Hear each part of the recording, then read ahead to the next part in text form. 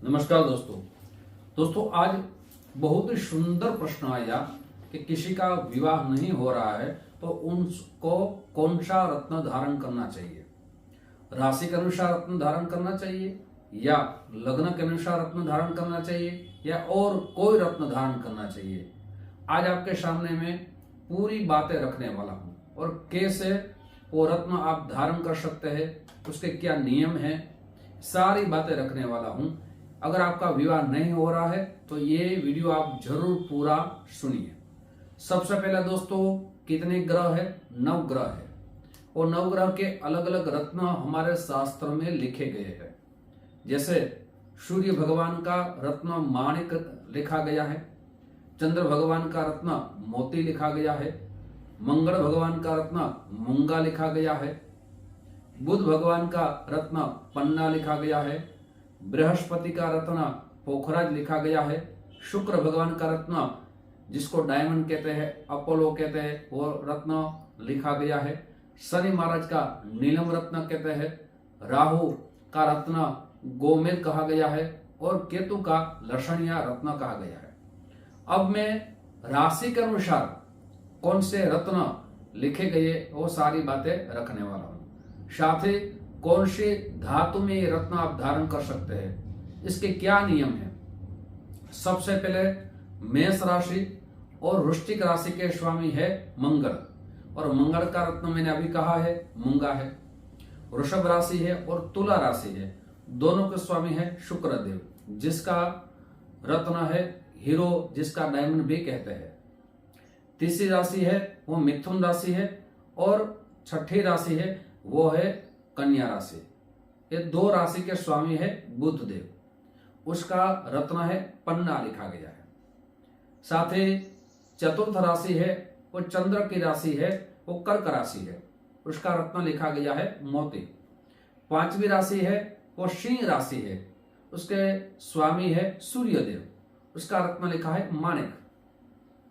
अब 9वीं राशि है वो धनु राशि है और 12वीं राशि है मीन राशि है, उसके स्वामी है गुरुदेव, उसका रत्न लिखा गया है पोखराज। 10वीं राशि और 11वीं राशि मकर राशि और कुंभ राशि, ये दोनों राशि के स्वामी है शनिदेव, इसका रत्न लिखा गया है नीलम।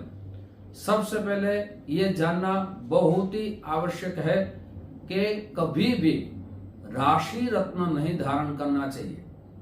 अगर आपको रत्न धारण करना है तो अपनी जन्म कुंडली ज्योतिष आचार्य को दिखा के ही रत्न धारण करना चाहिए, पहला नियम है। और कौन सा रत्न धारण कर सकते हैं, विवाह के लिए कौन सा रत्न धारण कर सकते हैं वो भी आगे मैं कहूंगा।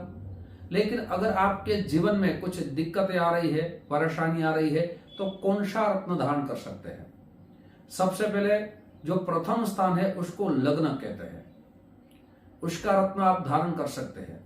साथ ही पंचम भाव को जिसको पंचमेश कहते हैं उसका रत्न धारण कर सकते हैं और 9वां भाव है उसको भाग्यश कहते हैं, उसका रत्न धारण कर सकते हैं।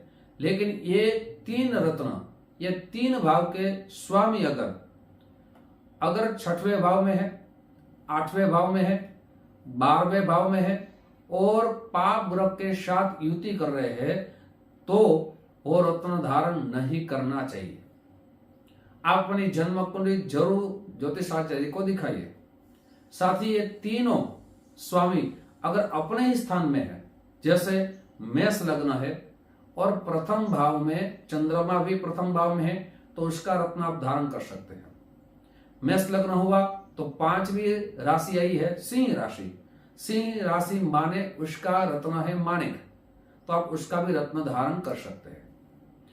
वहां 9वें भाव में 9वीं राशि आई धन राशि, वहां धन राशि का स्वामी भी उसी स्थान में है तो ये रत्न धारण आप जरूर कर सकते हैं।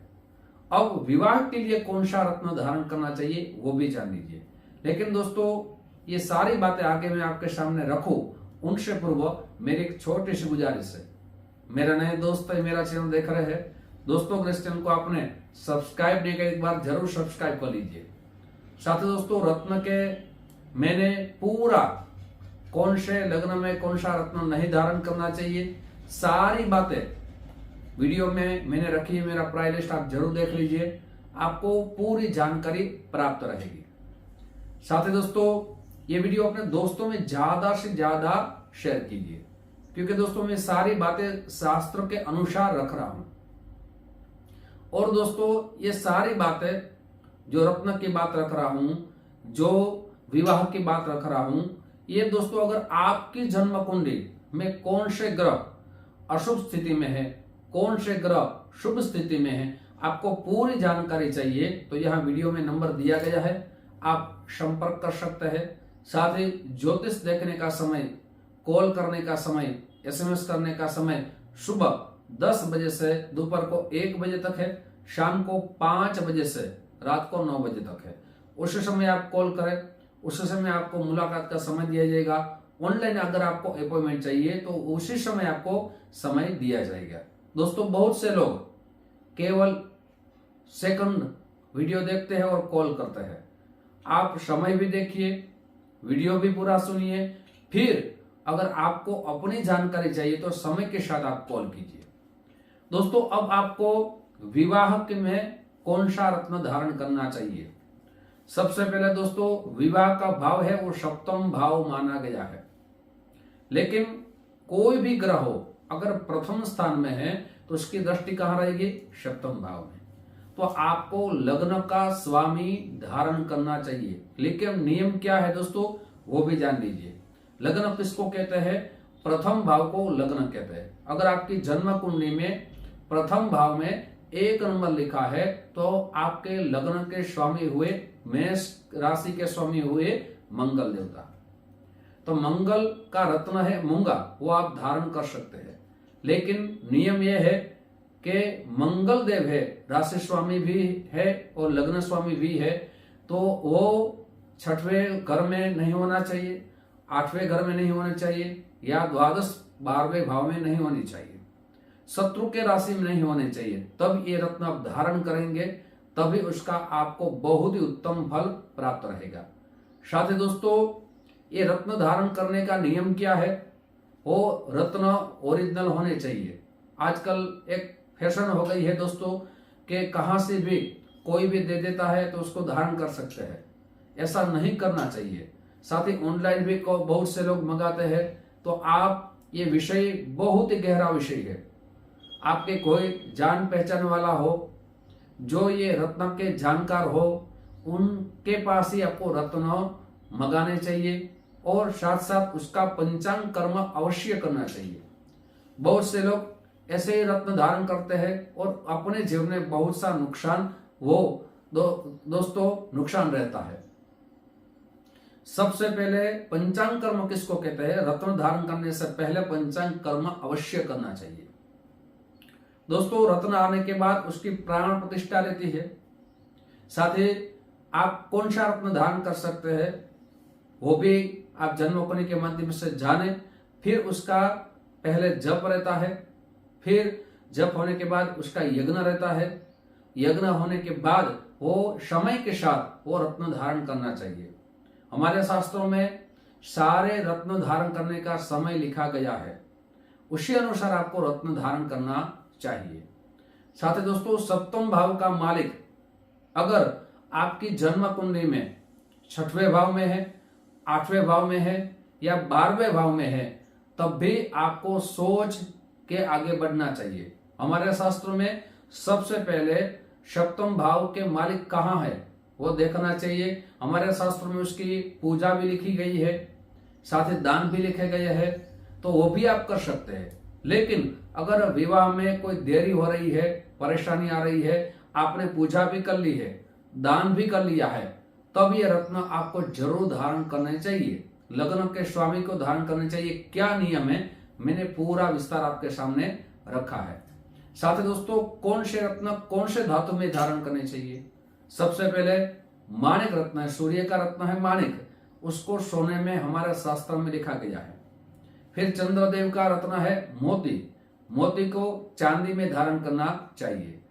मंगल देवता के जो रत्न है वो है मूंगा, वो आप सोने में भी पहन सकते हैं और चांदी में भी पहन सकते हैं, पंच धातु में भी वो पहन सकते हैं और तांबे में भी पहन सकते हैं।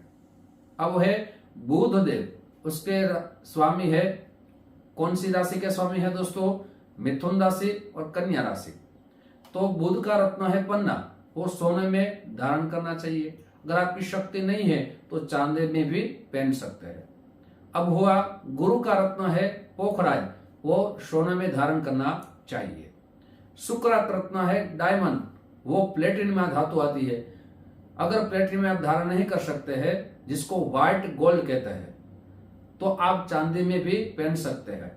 शनि का रत्न है नीलम, नीलम को आपको सोने में पहनना चाहिए। साथ ही 2 रत्न कभी भी नहीं धारण करने चाहिए।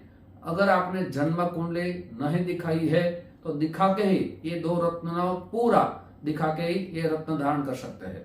एक कभी भी राहु का रत्न है गोमेद, वो रत्न धारण मत कीजिए। साथ ही केतु का रत्न है लसणिया, ये भी रत्न धारण मत कीजिए। शत्रु ग्रह है, उसके भी रत्न धारण करने से पहले बहुत ही सोचना चाहिए। सबसे पहले है सूर्य और शनि देव, ये दोनों रत्न साथ में नहीं पहनने चाहिए। साथ ही शनि और चंद्रमा भी साथ में नहीं पहनने चाहिए। सूर्य और राहु, ये भी 2 रत्न साथ में नहीं पहनने चाहिए। अगर 2 रत्न साथ में पहन सकते हैं तो चंद्रमा का रत्न है मोती धारण कर सकते हैं। साथ ही गुरु का रत्न है पोखराज, ये दोनों रत्न धारण कर सकते हैं। साथ ही सूर्य और बुध, ये दोनों साथ में रत्न धारण कर सकते हैं। साथ ही दोस्तों सप्तम भाव को देखना बहुत ही आवश्यक है विवाह के लिए।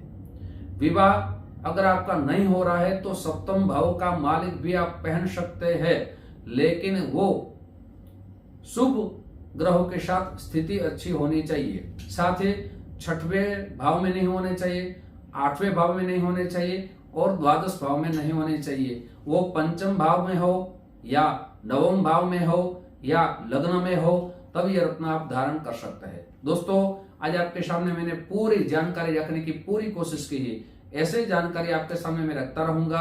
आप जो हमें प्यार दे रहे हैं उस प्यार के लिए आप सभी को दिल से बहुत बहुत धन्यवाद। जय श्री कृष्ण, महादेव।